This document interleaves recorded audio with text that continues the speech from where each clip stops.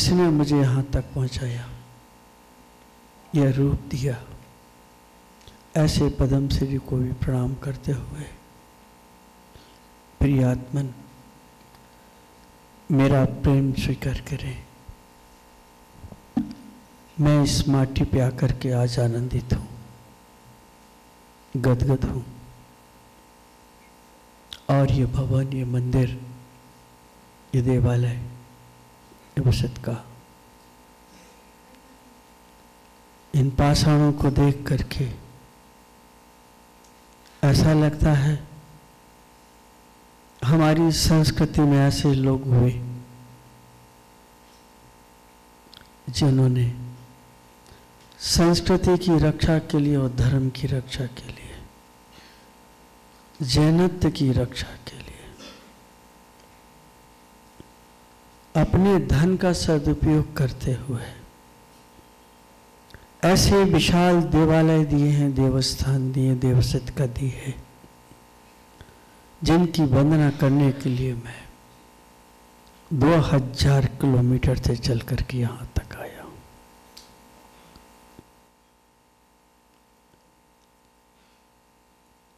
यहाँ के देवस्थान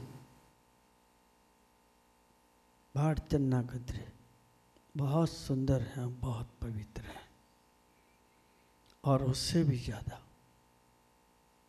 मैं उन लोगों को याद करना चाहूँगा जिन्होंने कर्नाटक की इस माटी पर जन्म लेकर के हमारे लिए दो चीज़ें दी हैं।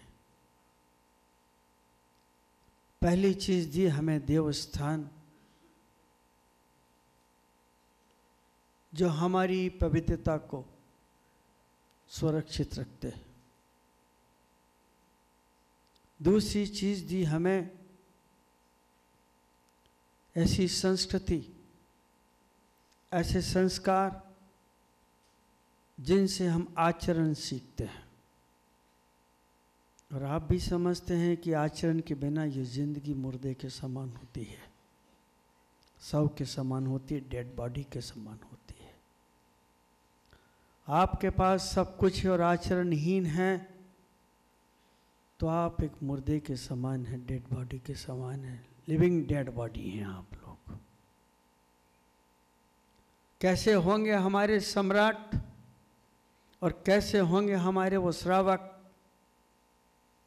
जिन्होंने इस माटी पर रह करके नास्तिकों से बचने के लिए, शस्त्रों से संस्कृति को बचाने के लिए हमें ये धरोहर दी है और ऐसे स्थानों पर बना करके रखा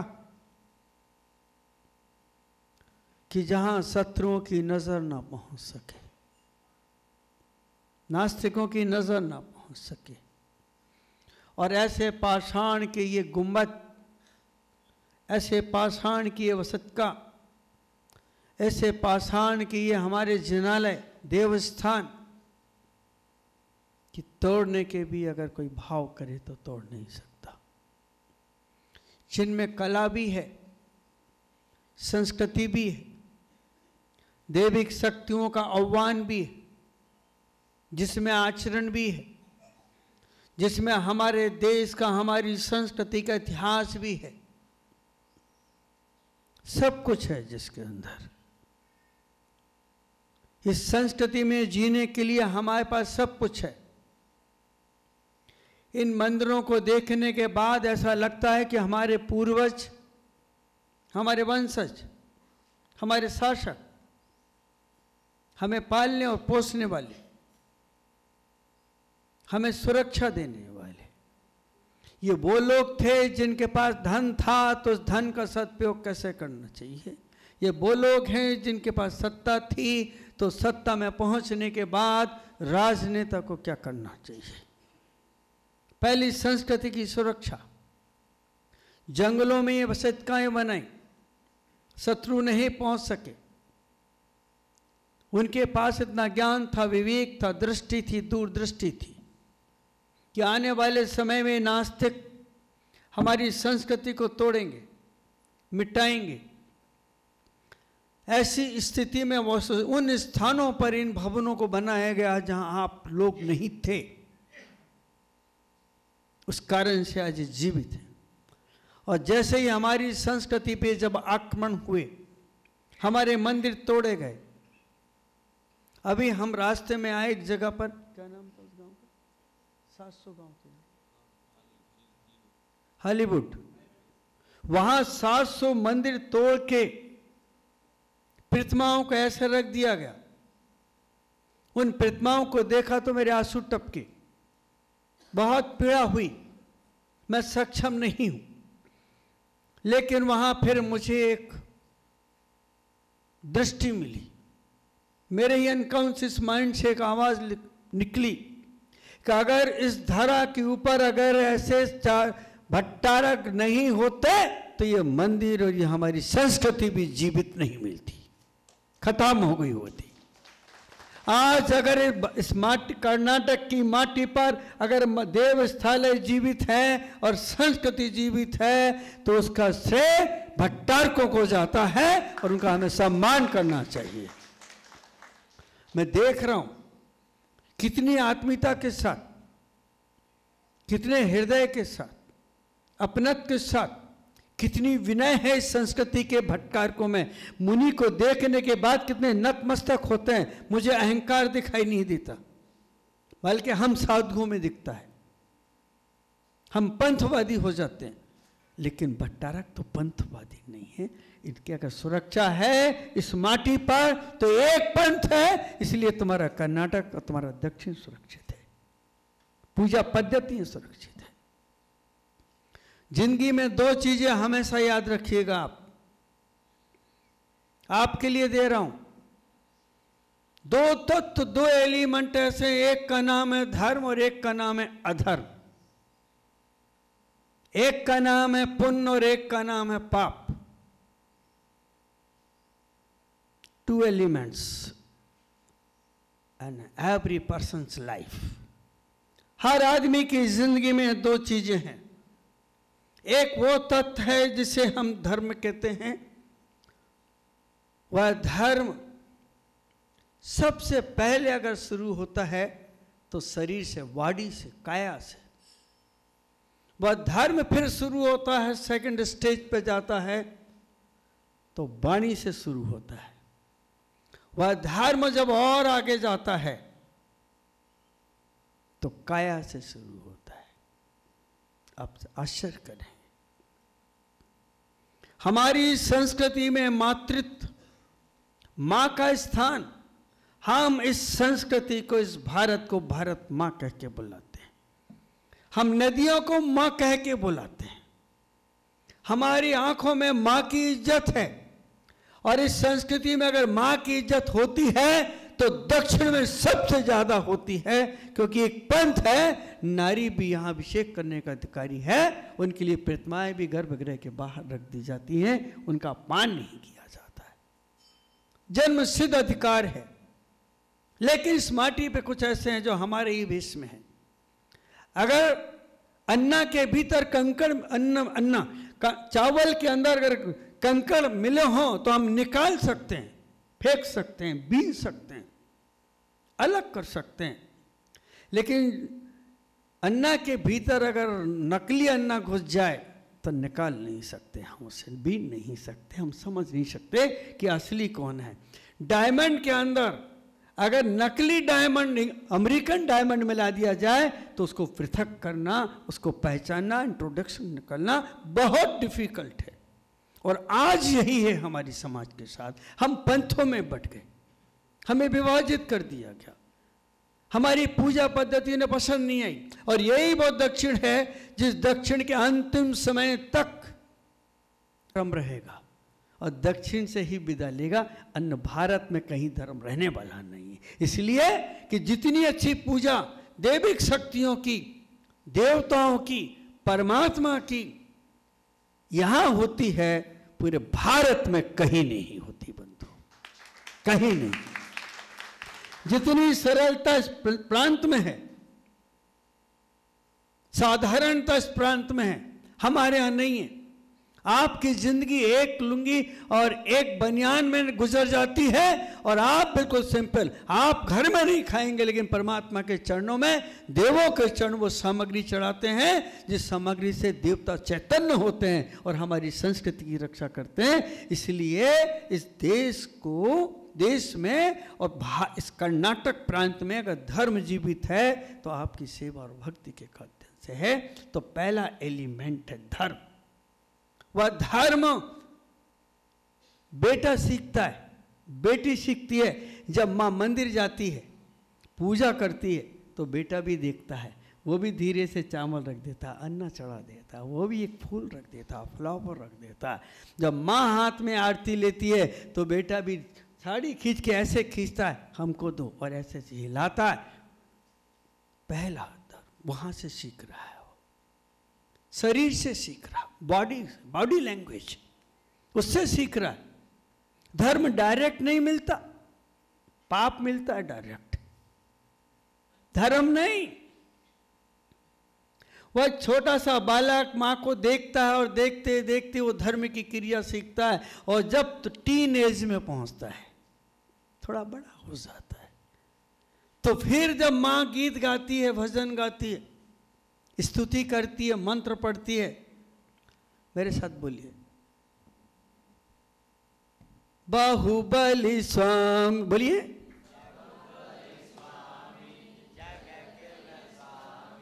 शांति मूर्ति अनुद, बोलिए और बोलिए,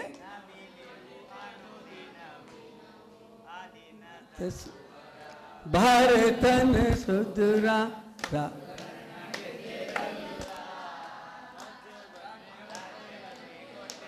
राजवनी, अब नहीं, ओके, नहीं ओनी कुछ नहीं करना है अभी, तो राजवनी में हंस जाओ। राजवनी प्रथम तीर्थंकर का पुत्र है, वो भरतन सोदरा, भरत का भाई है, भाई और भाई के बीच में लड़ाई आदिनाथ के समय से। जहां लड़ाई है वहां समझ भी है, समझौता भी है। समझ गया वो कि मेरे पिता ने छोड़ा है सब कुछ, मैं किसके लिए लड़ूंगा। राजबनी कुडिल्ला, जाओ, छुट्टी, nothing, it is not mine,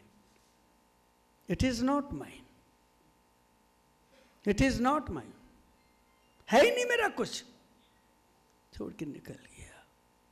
ऐसे भजनों को गाते हुए बालक सुनता है तो वो तोतली भाषा में गाना प्रारंभ करता है। अगर शरीर से अगर वो सीखता है तो वचन से, जिह्वा से गुनगुनाता भी है। और जब वो बड़ा होता है, युवक हो जाता है, टीन एज को पार करता है,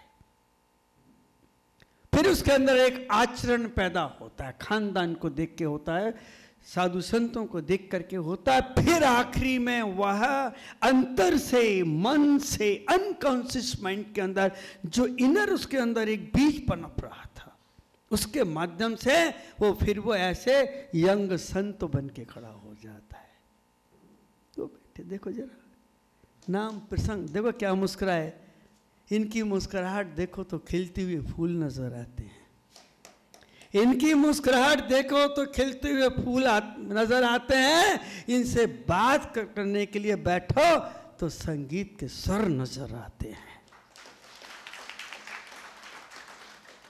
यह है स्थिति, हमारी संस्कृति का रूप है ये। और आज तक किसी भट्टा रखने कभी निंदा नहीं की होगी। हाँ, लेकिन ये जरूर है कि जो पंथवादी है उन्हें मुनि की निंदा अवश्य की होगी, पक्का है। नहीं समझ सके और समझना मुश्किल है, क्योंकि यही वो मुद्रा है जिसके अंदर परमात्मा उतरता है। ये वही बीज है जो निर्वाण के तक जाता है। तो एक वह तत्व है धर्म जो काया से शुरू होता है, वाणी पे ठहरता है, और जब वो यौवन को प्राप्त होता है और जिसकी समझ विकसित होती है, तो फिर त्याग, तप, संयम को स्वीकार कर लेता है। फिर सबका त्याग करता है। क्रोध सट्टू माड़ी, त्याग बेड़ी, क्या खत्म करो उसको। अब सबका त्याग करता है। पाप त्याग माड़ी, उसको भी खत्म कर दो। शत्रुता त्याग माड़ी, उसको भी खत्म करो।